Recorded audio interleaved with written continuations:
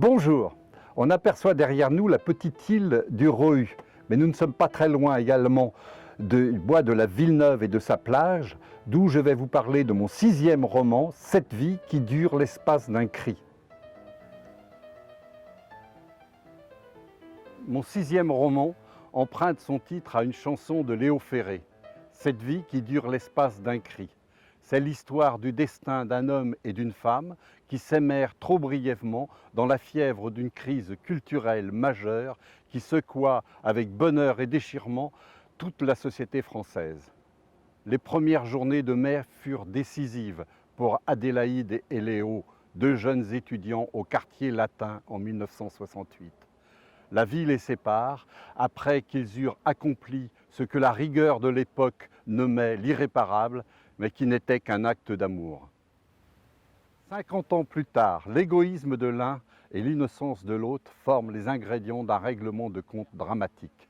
Léo, à Larry, a de tout temps croqué la vie à pleines dents. Il apprend soudain que cette vie lui coule entre les doigts telle une poignée de sable. Bientôt, il ne restera que quelques grains.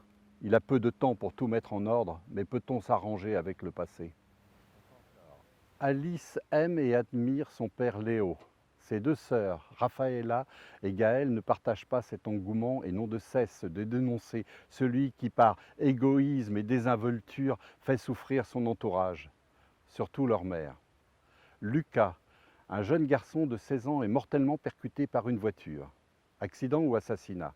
La voiture appartient au gendre de Léo.